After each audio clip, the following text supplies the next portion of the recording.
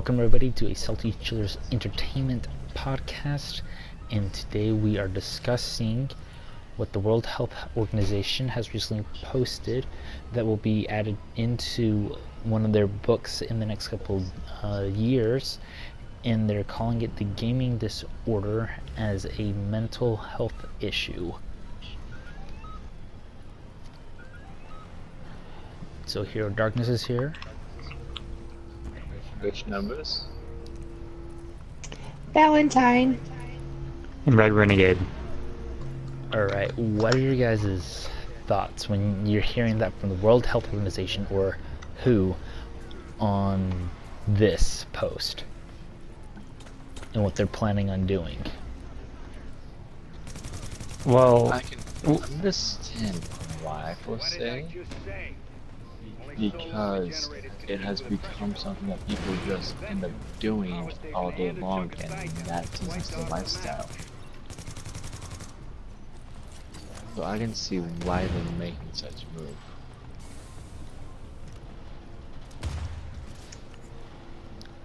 Renegade, you had some thoughts? well, I actually kind of used to be like that. I would be so into gaming that it actually was affecting school for me. And that was the thing that I read about in the article, how it would that's basically what you'd be doing and not doing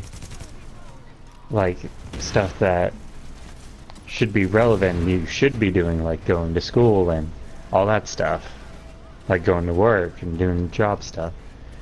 I had that problem at one point, but I don't believe it was purely because of the reason that I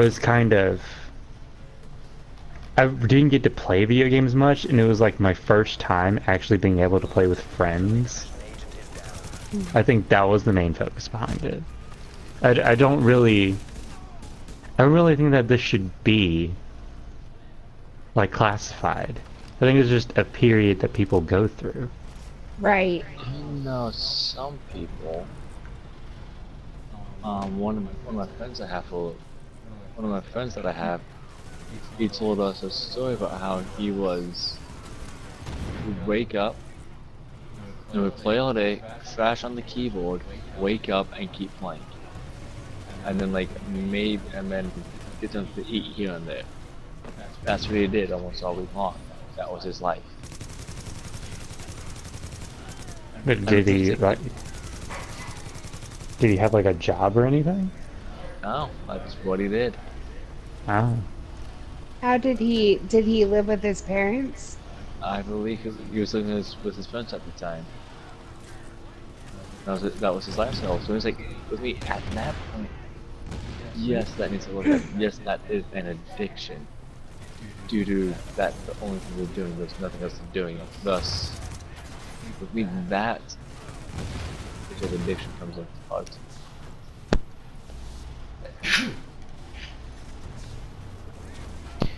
With. Yeah, Valentine, do you have any thoughts?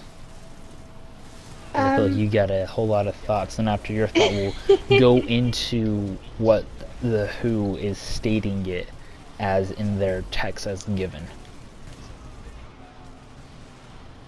I am frustrated by this because I feel like adding diagnosis, especially this that has to do with mental health, I feel like it's a little unnecessary. We've proven that dealing with depression and anxiety actually alleviates the obsession on video games, but obsession is really relevant to anybody who's trying to numb their daily life. So whether it be video games or prescription drugs or football or beer or whatever, we need to look at it as compulsive behavior, not I feel like demonizing video games and gaming in general for the sake of a diagnosis. I know for the longest time I was a solo gamer. I love playing video games by myself. And that's when I could sit and just play all day and it didn't bother me. But when I got my PS4, I became more of, I like class myself as what I call a social gamer. I like playing video games and out with my friends and talk to them when I play. I find it now boring when I play games by myself solo, unless I'm doing it for a real campaign. Outside of that, I love talking to friends. I get bored playing games myself now. I like playing games and talking to friends, which is quite interesting to think about. If I had no friends on, I found myself not playing as much as I used to.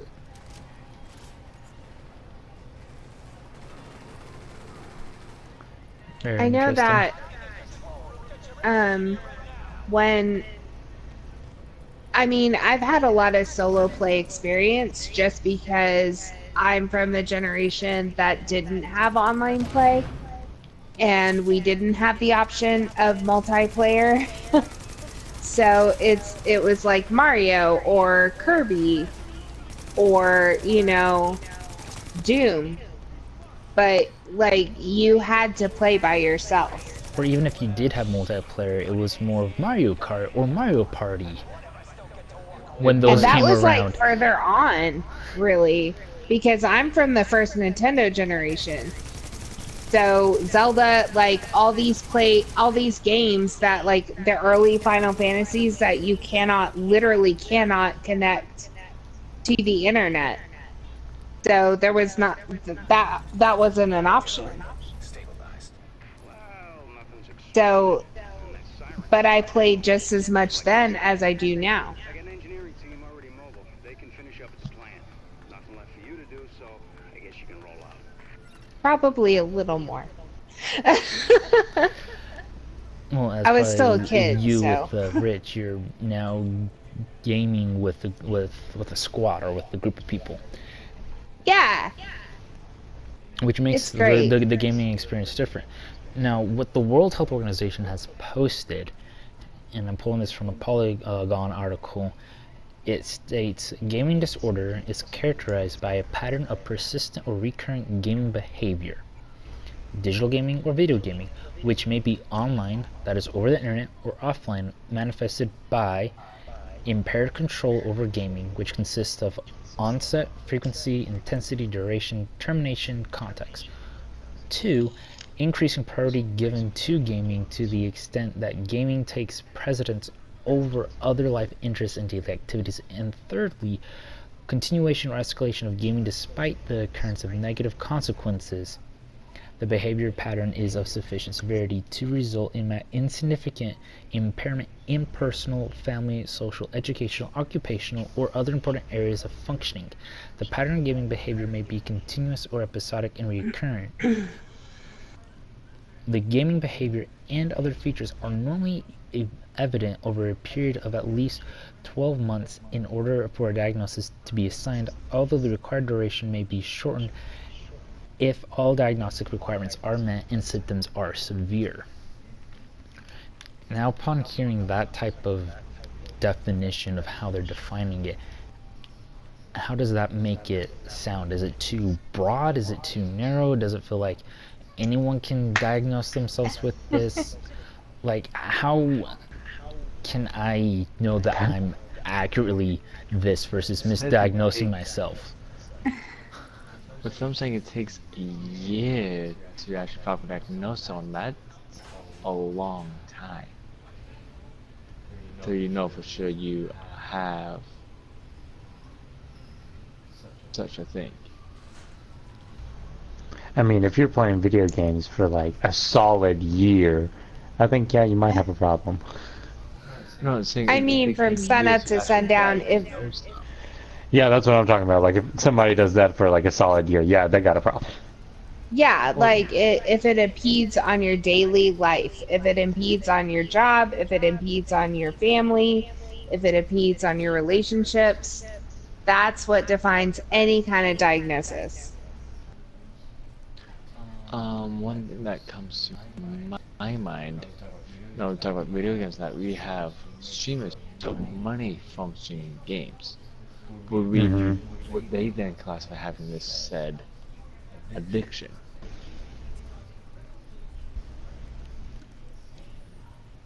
They Well, play it, the but they're also doing it to make money. We're at the radio, man. I guess it would depend if they were actually in.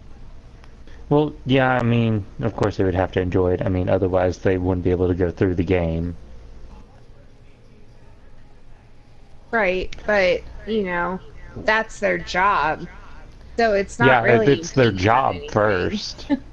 Yes, but what Yeah. about those who that's all they do is stream and they're not going out and socializing with people?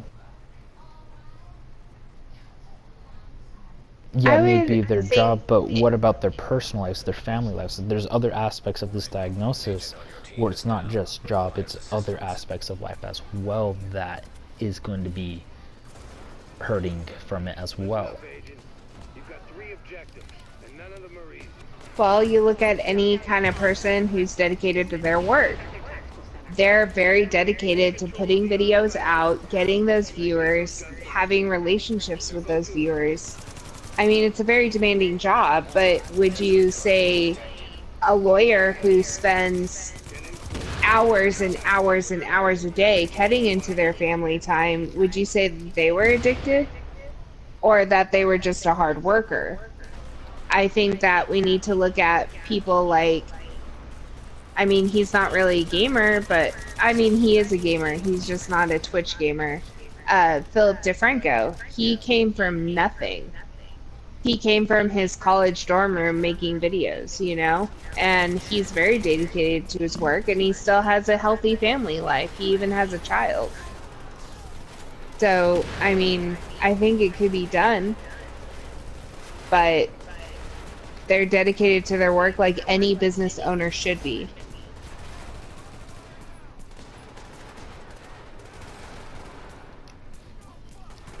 And do you think I that think the people will- diagnosis is silly. No, that's not to say that you can't be addicted to it like how you can't be addicted to other things in life.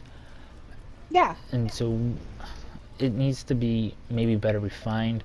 And I know there's countries such as over in the Korean Peninsula and also over in China where it's probably more evident than here in the United States.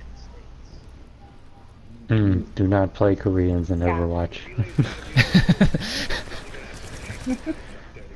Well, Most They people will kick your game- butt.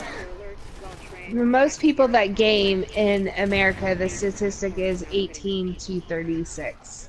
And that's coming from the World Health Organization poll when they made their studies to make this diagnosis. which sounds about accurate. That falls mostly in college students, which you look at most gamers, they are college age. And Right. if we were They're to like take around the- ages from 18 to their mid-20s. Yeah. Maybe farther. And if we were to take a look at most of the big YouTubers, they're probably within that same demographics. Because after age 30, most people have a family and start trying to take care of the family, and thus the interest shifts. But at the same time, the age of gaming, like it is nowadays, is still young. So it could be over time this thing can keep increasing and increasing. I know one of my friends, I got talking to them, mentioned how the entire family plays Fortnite. The one that doesn't is the mom. That's it. So when the Fortnite tournament was happening, it was on the big screen and they're all enjoying it.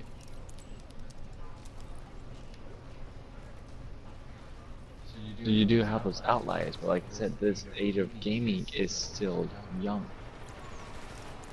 Because I look, when my parents, when games were introduced, it was Pac-Man and Pong, you get on that line. And look at where it's at now, there's a big difference. I feel like if you're gaming by like my age and like my husband's age, you're a gamer. Like there's nothing wrong with it. You just rather do that than what other people do our age. Well, you look at, it's, I have a close with classifying as a hobby. Because Yeah. you have those who spend all day painting, and that's all they do is paint, and paint, and paint, and nothing else. It's a hobby, but it can also be a very Right. expensive hobby at times.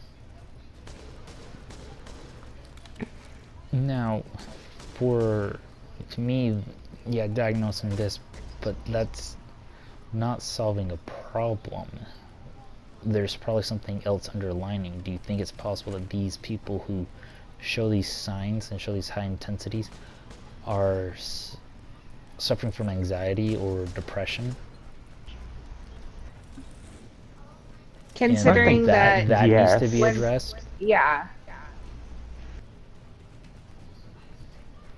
Because I feel like we're just putting a band-aid on an issue and not actually taking the time to delve into the psyche of the person and actually to figure out, you're suffering from depression, this is why you're on here because of this, or you're actually suffering from anxiety and this is your way of coping with it, and the coping mechanism may not be the most healthiest outlet for, say, if it's as severe as they're classifying it.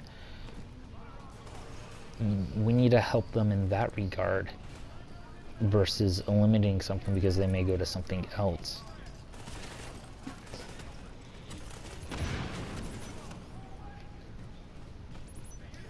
And most people gaming can be a coping mechanism for that stuff. That much I can say. It can be a coping mechanism. We're using it to cope with the problems. To escape the will. I don't know how true it is, but I remember hearing that most streamers on Twitch, some of them are suffering through depression and that. They don't admit it, but they are.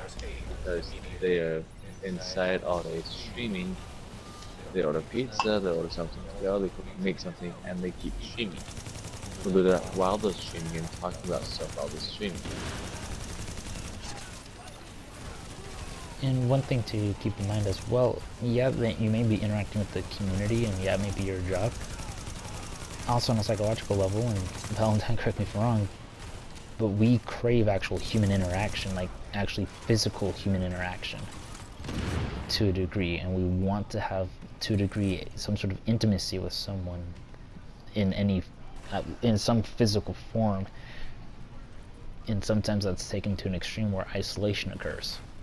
And that may be something they're trying to prevent, is isolation from society itself, if we're looking at it in this lens, instead of, oh, you're just online all the time, so you're having a gaming compulsive disorder, you're a game addict.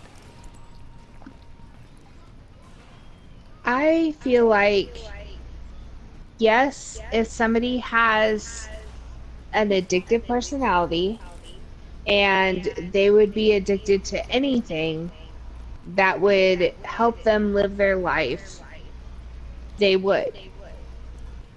I feel like there's a difference between an addictive personality and what they're trying to push as a diagnosis. I know that in my experience, my sister, yes, we crave human interaction, like you say.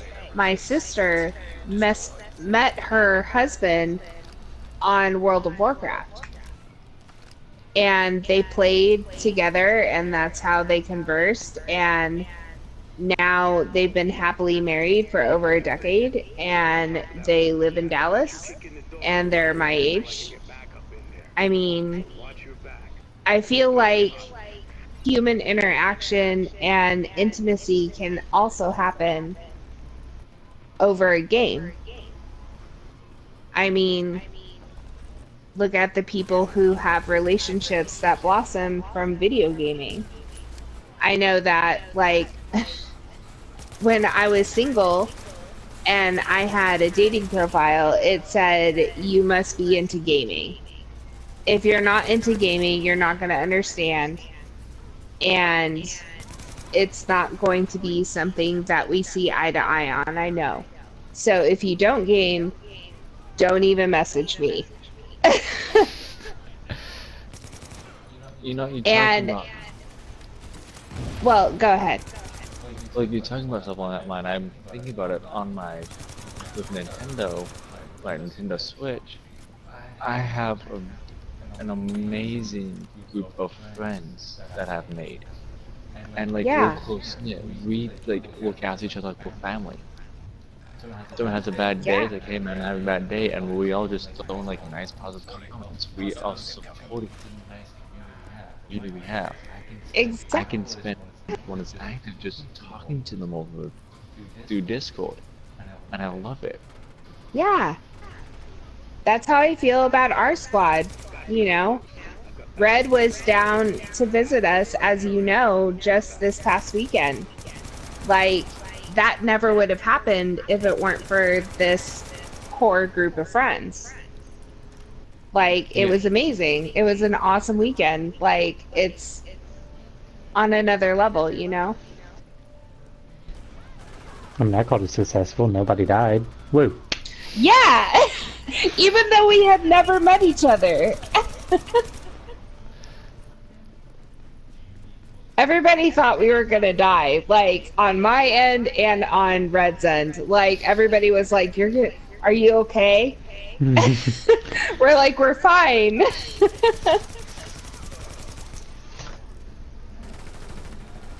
But they don't get it, you know? So, Something still new with society. I don't know, This- I would say new. Rather, society as a whole doesn't or hasn't taken the time to understand. All they see is a person headset on running around, and all they see is what's on screen and unaware of the conversation and what's happening. And they just think, oh, you're online, you're wasting time with friends, you're neglecting But your you're schoolwork, not gonna you're meet. neglecting that, you're never Yeah. gonna have a relationship with face to face. And no, that's something that's happening. You form a long distance relationship with friends than you do sometimes closer relationship with friends. Yeah. Red and Val, hello. My entire friends on Switch. Then this group here, we live nowhere close to each other.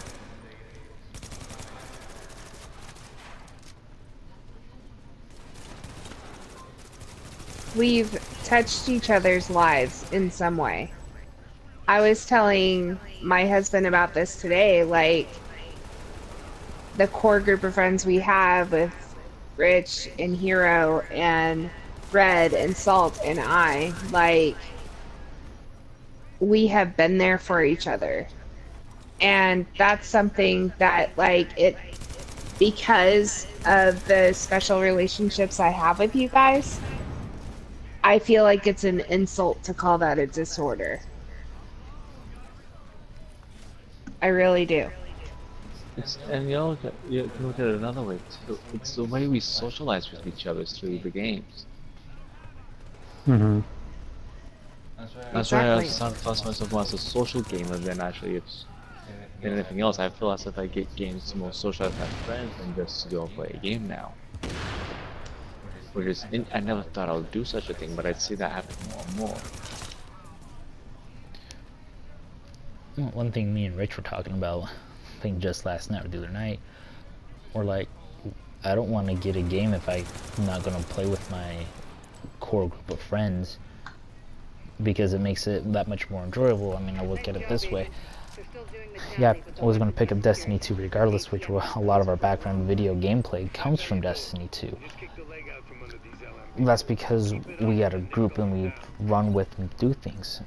And then there's other games that we weren't thinking of getting until we know we have a group of friends. I mean, there's even Valentine here who this is her first time really getting into and playing a lot of Destiny 2, but because she has a group of friends to get on and play with and to socialize with as she's going through the game, it's easier for her to play instead of just being solo player, don't know what's going on, and give up halfway through the campaign of the mission of the story. And the reason why she's sticking with it and has stuck with it is because we as friends has helped out. And that may be something to help counterbalance is as well is the parents need to take responsibilities if it is a younger gamer, and set limits and say, hey, this is no, you can only play for so long. I know with my brother, I have a nephew, and he's like, yeah, you can only play with your uncle. And then sometimes like, all right, once the big hand gets to the 4, you're done. And once it gets to the 4, me being the good uncle that I am, listening to my brother, is like, all right, telling to my nephew, it's time to get off. Your dad says at this time we got to get off. It's like, yep. And we get off.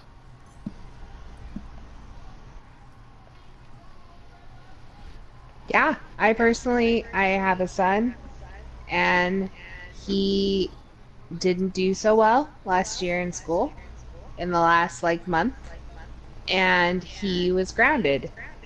And I let him have certain privileges as good as he was. But since he slipped this time, I pulled back a lot of the privileges. Like, I let him play Call of Duty and stuff like that, and I noticed it was changing his attitude, so I pulled it back. You know, like, I think I am blessed to be more of an informed person about these games so that I can, you know, it's not like the article I read about this diagnosis. Most of the times the psychologist would be like, well, you know, what are they playing? And the parents would be like, I don't know. I know. I am very involved in his game choice and his gameplay, and I reel it back if he's starting to have an altered attitude in every day of life. And if he can't put down that controller to come with me to go to the gas station or to go pick up his stepdad, like, it's not okay. And it's up to the parents to realize that and to be involved.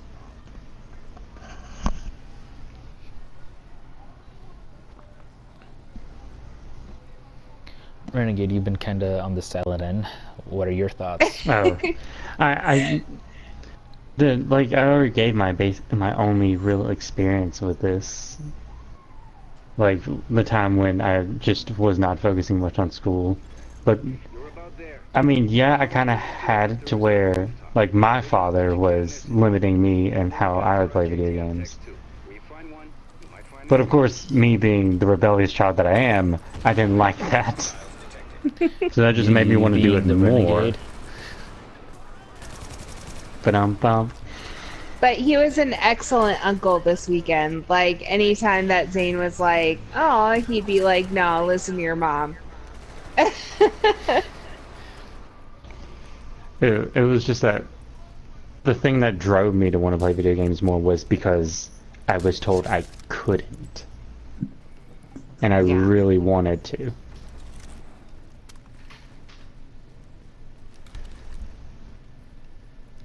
That was my drive that kind of got me addicted to it, and like kind of got me like out of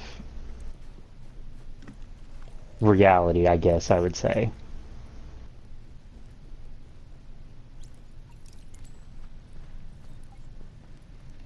Yeah. And what I find interesting, you know, Val's talking about the different games and articles, and this can be a discussion for a whole other time. I personally have a hard time believing that video games can do certain things and change a way someone thinks. Now, this may be bias or such, and it may be dependent on the type of games, but also it probably is more dependent on the age of the gamer, because Val, once again, correct me if I'm wrong, but the mind itself isn't fully developed until about 24, 25. You're right about that. And so if you have a young child, you need to be more conservative on the type of games that they're playing, so that way they can develop a healthy mindset. And also, if you are ones like, oh, I don't care what my kids play, help them understand that this isn't reality. Help them that this is just a fantasy, and you don't do this in the real world. Help them. Don't go around jacking people's cars and like running them over. Don't do that. Now, I will say this, my dad had a personal issue with Grand Theft Auto. He's like, that's a game that you shouldn't be playing. I can see it from his viewpoint as far as a kid, yeah, don't be playing that type of game, especially if you're not helping them distinguish between fiction and reality.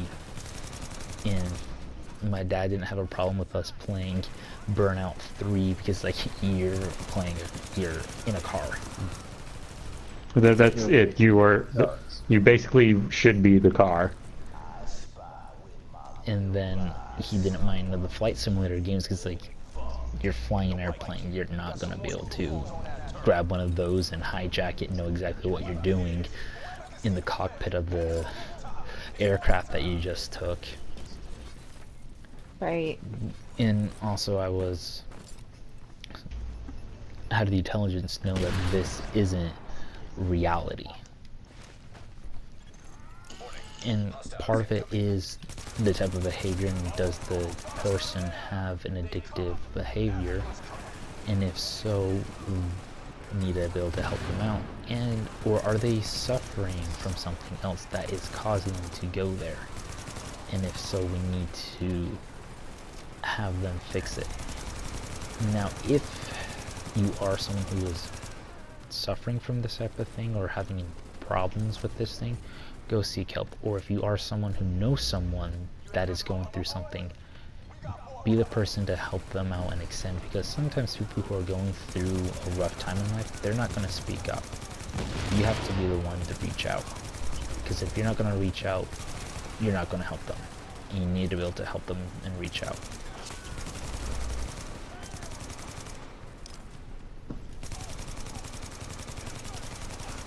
And do you guys have any thoughts that you would like to add? With you bringing up knowing reality or not, I can see this becomes bigger and bigger problem if VR starts taking off.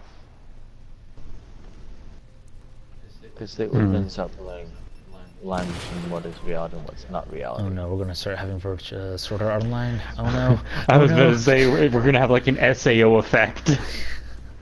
We gotta get the full dive gear. Yeah, so We're gonna have Kirito trying to work on how to make virtual reality. Oh my. Augmented reality. But that is something that,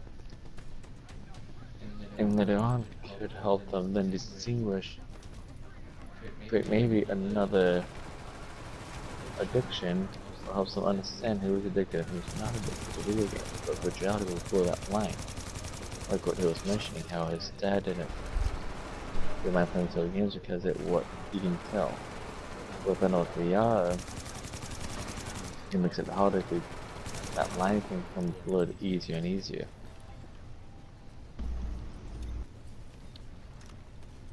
Yeah. Or maybe not Sword Art Online, but even the Ready Player One, that's another good example of that type of virtual reality. Does Valentine or Renegade have any other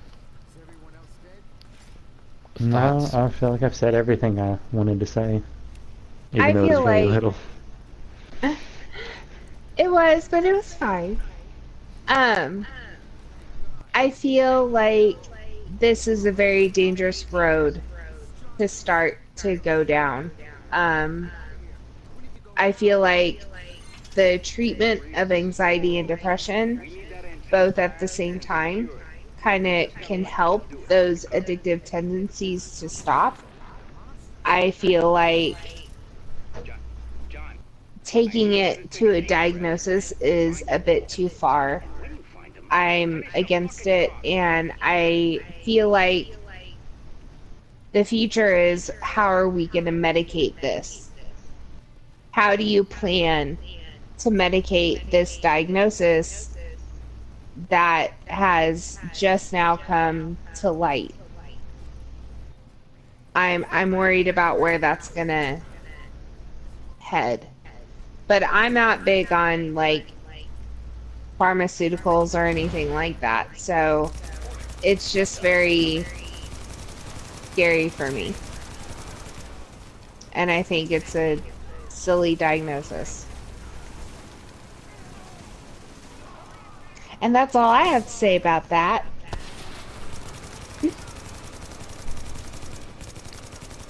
As always, guys, feel free to leave a comment, subscribe, hit that like button, and let us know your thoughts about this. Do you agree? Do you disagree? Is there things that you think that we should discuss, or points that we may have missed?